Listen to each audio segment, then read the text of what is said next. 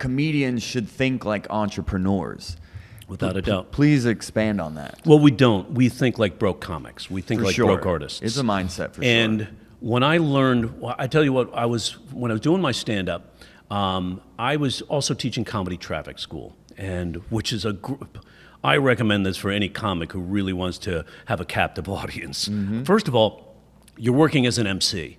You have to get a state mandated curriculum out to this group of people while making it humorous. What a great training ground for 8 hours. So I was doing this, and I know it was going well because when we'd have like a Wednesday, Thursday evening class, the second night I had a dude show up with his wife. He goes, I brought my wife. I go, why? It's date night. Hey, this is a traffic school, you know? He goes, yeah, but it was so much fun last night. You're cool with it, right? I go, sure, bring her in. And so it was whatever it was, I was obviously getting laughs, and they were still learning the material. And so that, for me, helped me to branch out to doing warm-up for television shows. Because perfect, same thing, basically. And then what I did was, I had this guy in one of my traffic schools who was president of the Chamber of Commerce. And he came up to me and he said, I'm the president of the Chamber of Commerce. He was there for rolling a stop sign. And he said, we do an annual dinner. Every chamber in the United States does one of these where they swear out the old officers and swear in the new. I would love you to MC it and do 30 minutes of stand-up. I'll pay you $800 and give you beer. And I was in college at the time, and I thought, broke, you know, and I thought, beer? I'm in. And so I did the event. It went really well. I got a videotape of it. I hired a videographer, right, which was $600 at the time. Investing in yourself. And so I made $200 total on the gig, and got that video. And then 2 weeks later, the neighboring city's Chamber of Commerce called me and said, hey, I heard you did a great job over at Chico. Would you come and do ours? How much do you charge? Me, I thought the going rate was $800. I didn't know I could negotiate, so I took the gig. And I thought to myself, how many chambers of commerce are there in the United States? 7,650. And I had to go down to the library to get that data because we didn't have the internet back then. And so I basically got a database for 200 of them in the region of Northern California. Sent out flyers via fax with me at the dais at the Chico Chamber of Commerce saying, change your annual dinner to an event. Hire a professional comedian to MC. And I got a bunch of phone calls that came in. I booked 28 in a 3-month period, all at $800. And I said, I've got a career. I've got a business. And so that's how I started going out and doing corporates. I love the catharsis of doing the clubs, but the clubs don't pay like corporates do. Oh, no. So then I was able to up my dollar amount for other corporate events. And then I said, what is a Chamber of Commerce? It's an association. How many associations are there in the United States? Too many to count, but according to one of the databases that track associations, there is like 2.3 million. All wanting a comedian to do their event, they just don't know it yet. They don't know how it fits. But with the Chamber of Commerce, since I knew they did annual dinners, and most of the time they can't find the person that really wants to MC it, that's their pain point. And so I offer a solution to the pain point, just like every commercial does, right? You know, pain point, pain point, pain point, solution. That's how you sell something, right? So and when I was becoming a comedian booking myself, I got a sales kit, you know, how to be a good salesman, because I knew I'm going to have to sell myself. I hate sales, but I might as well learn the techniques. Entrepreneur. And that helped me to Business. book a lot of stuff, and that helped me to get a manager and agent because I was already working. You know, I went in and show them how much I'm working. They said, yeah, we want to sign you. It's funny you say Chamber of Commerce because I did a Chamber of Commerce event last year, and you're making me think I need to email every Chamber of Commerce in the region now. Because I did that one. They need to know, but if they know where it fits, how does it fit? How is it a solution for us? Because if you just say comedy, they're like, okay, what comedy? Where does it fit? But if you find a place where it could fit, like emcee for their annual dinner, that fits. What if, and so I said, what can I do? And I read this thing in a business journal that said the California companies, small businesses were facing, $28 million in settlements, legal liability settlements for sexual harassment lawsuits.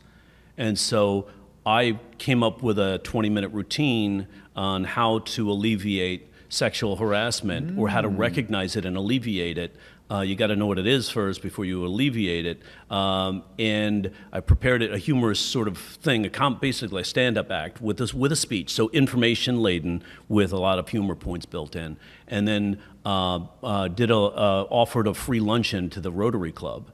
And they had me in. I said the caveat is don't tell anybody it's free. And so I delivered this 20-minute thing on tolerance in the workplace and pitched it from the angle of pain point, $28 million in liabilities. How many of your small business owners are prepared for this? I can deliver this thing on alleviating sexual harassment in the workplace by developing tolerance. And so I went up and delivered this thing, 25 minutes. They loved it. 15, 20 people gave me business cards. Hey, we have a Christmas party. We have a golf tournament. We have this. And I booked all these gigs.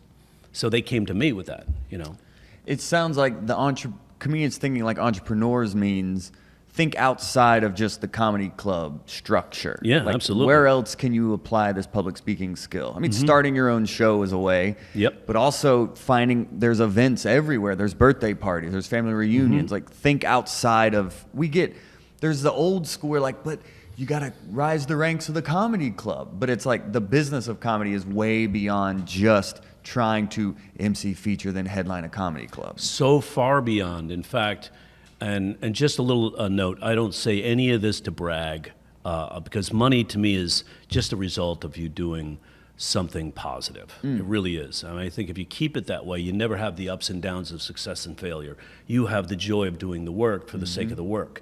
My dad taught me that as an actor, and I live by it. So in this case, word got out that I was teaching comedy. There was this doctor in lots of my classes. He loved what I did, and he gave the word. He gave the word to the director of Kaiser. Director of Kaiser for West LA called me and said, "Jerry, I'm doing a seminar where I'd like to teach doctors to use humor in the workplace because I want their clinic visits to be more like house calls. Can you help doctors develop a sense of humor in the clinic visit?" I said, that's right down my alley. And so we had a couple of phone calls, and he said, how much? I said, $5,000. And he said, no problem. He said, I'm going to run it by the board. First he said, is that all? And I went, psh. If he's like 5,000, yeah, no problem. Yeah, so he said, oh, that's just for me showing up. Right, right? yeah. I can't change it then.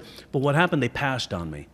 So 3 days later, a week later, I get this call from this guy and he called me up. He said, they went with some mucky muck from Cisco or Toxin from Oracle and all these big companies. So, but his name is Dan something or other. So this guy calls me up named Dan saying he needs help on how to use humor.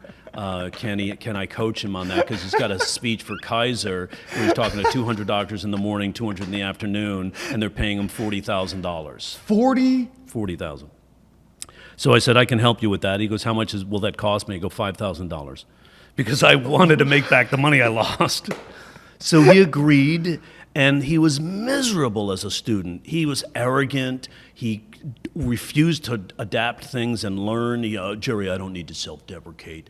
I know I'm very knowledgeable, and I research my stuff, and I'm good at what I do. I said, but you're talking to doctors. They need to know that you don't feel you're superior to them because they're doctors. So if you self-deprecate just a little bit, they'll trust you more. He still refused. I said, you know what? I can't work with you. So just give me half and good luck. 6 months later, I get the call from the director of Kaiser. He said, that guy, he didn't do so well. So he didn't live up to our expectations. Are you still willing to come help us out with this event? Yes, sure. Is your fee still $5,000? I said, no, sir. It's now $40,000. And he said, I'm just curious. Why is it more? I said, well, because you worked with a guy and he didn't do it for you and you paid him $40,000. He goes, how do you know? He called me up for coaching and he was miserable to coach with. He goes, I can see that. He said, I have no problem with the price. In fact, the board might like it more because that sounds more legit to them. Mm-hmm. And that opened my mind to how we think about money and how other people think about money. Comedians think about money as oh my God, I got a piece of gold, I'm gonna hold on to it forever. Right? Because there's not a lot of it going around. Yeah. But these guys think of money in a whole different way. Dropping $40,000 for an afternoon? Wow. And then what they were trying to do is get this to go national as a program for Kaiser. So they were in contact with the director of National Kaiser, who's in Hawaii, and then what happened is he now retired, so it's kind of a dead issue. We'd have to reignite it and get it back going again. But if you can, think, I had no idea I could ever get paid that much for one event. Never, And when that happened, I went, that's a whole new world. They right? probably passed on you because it was so low. They're That's probably right, like, this exactly. guy's not legit. Right, exactly. 40,000. And it gave me a whole different way of looking at it. We think if we quote too much, they're just going to run away. Mm-hmm. And then, no, they usually counter because they're not as emotional towards money as we are.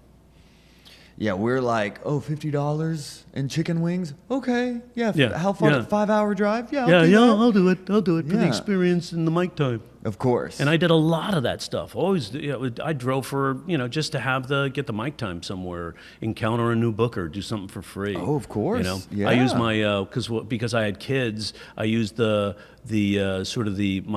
tax refund, which was usually about somewhere around $4,000, and I put that into a travel fund, and I'd use that money to go. I would book one-nighter gigs and fly to the one-nighter gigs, and then in the breaks, I'd map out and do. I'd call up and set up guest spots at the A clubs and sort of use that, be like a salesman on the road, And I, if I can go there and do a guest spot for free and show them my wares, Savvy. It's like, hey, here's my vacuums, Good idea. So it's basically thinking like an entrepreneur and think about this as your comedy enterprise rather than thinking as a comedian with it gives you a whole different level of commitment to it too. You're not actually sitting there with your hat out. You're sitting there as a business person, saying, we have a mutually beneficial business arrangement rather than, please, I need the gig. It's just they look at you differently when you approach it like that. Hot breath.